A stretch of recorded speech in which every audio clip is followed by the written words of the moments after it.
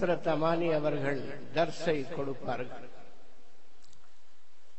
ஒரு தடவை ஒரு மாணவர் மிக சாதாரணமாக ஹஸ்ரத் இடத்திலே கூறுகிறார், என்ன ஹஸ்ரத் உங்க ஊர்ல தமிழ் சரியா பேசுறது இல்லையே அப்படி என்று. ஹஸ்ரத்துடைய ஊர் தாங்களுக்கு எல்லோரும் தெரியும், பள்ளிக்கொண்டா, வேலூர், வட ஆற்காடு மாவட்டம். நம்முடைய வட ஆற்காடு மாவட்டத்துக்கு மிக சிறந்த ஒரு சிறப்பு என்னவென்றால், தமிழும் சரியாக பேச வராது, உருதுவும் சரியாக பேச வராது, இரண்டும் ஒரே மாதிரியான பேச்சு. அதே மாதிரி அந்த மாணவர் கேட்டார், நானும் ஹஜரத் மௌலானா நையர் ரப்பானி சாஹிப் அவர்களும் ஒரு தடவை பெங்களூர் மதரசாவிலே வடநாட்டில் இருந்து வந்திருந்த மௌலானா சையத் அஹமத் ஹாஷிமி என்ற பெரியவர், அவர் மெஹமான் கானாவில் விருந்தாளிகள் அறையிலே சாப்பாடு அவர்களுக்கு பரிமாறப்பட்டு கொண்டிருந்தது. வேறு விருந்தினர்களும் இருந்தார்கள். நானும் நையர் ரப்பானி ஹசரத் அவர்கள், மலக் முகமது ஹாஷிம் சாப் அவர்களுக்கு நன்றாக தெரியும், ஏதோ பேசிக் கொண்டிருந்தோம். அவர் திடீரென்று நம்மிடத்திலே கேட்டார், ये कौन सी जबान बोल रहे हैं आप लोग, என்ன பாஷையில பேசுகிறீர்கள் என்று கேட்டார். நாம் சொன்னோம், உருது பேசுகிறோம். ये उर्दू है, ये उर्दू है, मेरी समझ में तो एक लफ्ज भी नहीं आया, ஒரு வார்த்தையும் எனக்கு புரியவில்லையே, நீங்கள் உருது என்று சொல்லுகிறீர்களே என்று சொன்னார்கள். நம்முடைய நிலைமை அப்படித்தான்.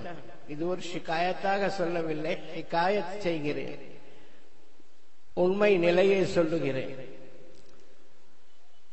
அப்பொழுது அந்த மாணவர் சொன்னார், என்ன ஹசரத் உங்க ஊரில் தமிழ் சரியா பேச மாட்டேங்கிறீங்க, ஏன்பா? மிக சாதாரணமாக கேட்டார்கள். அது என்ன விஷயம், என்ன சொல்ற? இல்ல அத இஸ்துக்கிட்டு போறாங்க அப்படின்னு பேசுறாங்க. என்னப்பா அது இஸ்துக்கிட்டு போறாங்கன்னா என்ன அர்த்தம்? இழுத்துக்கிட்டு போறாங்கன்னு சொல்றாங்க ஹசரத். அதுக்கு ஆமாப்பா, உண்மை வார்த்தை, சரியான வார்த்தை என்ன நீ சொல்லு. இழுத்து கொண்டு போகிறார்கள். நீ என்ன சொல்ற? இழுத்து கொண்டு போறாங்க. அவங்க என்ன சொல்றாங்க? இஸ்து கொண்டு போறாங்க. இஸ்து கொண்டு போறாங்கன்னு சொன்னாலும் தவறுதான், இழுத்து கொண்டு போறாங்க என்றாலும் தவறுதான். தவறுல வேற சட்டமா?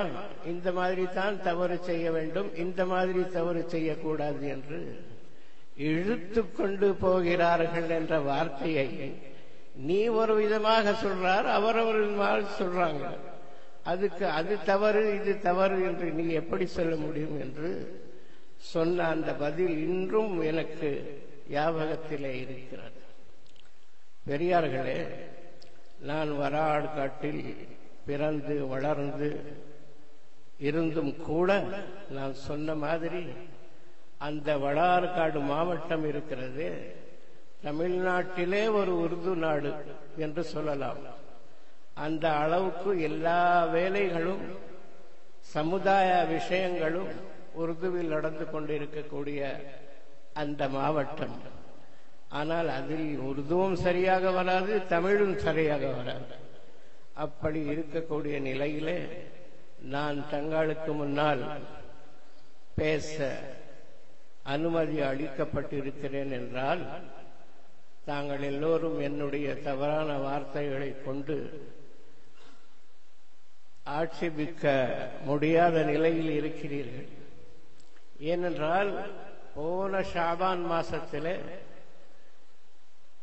பட்டமளிப்பு விழாவிலே ஒரு மதரசாவிலே பேசுகிறேன் என்றால், அதற்கு பிறகு வருட பூராவும் தமிழ் பேசுவதற்கு எனக்கு வாய்ப்பே கிடைப்பதில்லை. இந்த ஷாபான் மாசம் வரும் பொழுது லால்பேட்டையில் இருந்தோ, திருச்சினாப்பள்ளியில் இருந்தோ, ஈரோட்டில் இருந்தோ அழைப்பு வந்து நான் போகும் சமயத்திலே அதே ஆரம்ப நிலைத்தான். பேசி பேசி பழகி பழகி அழகாக சரளமாக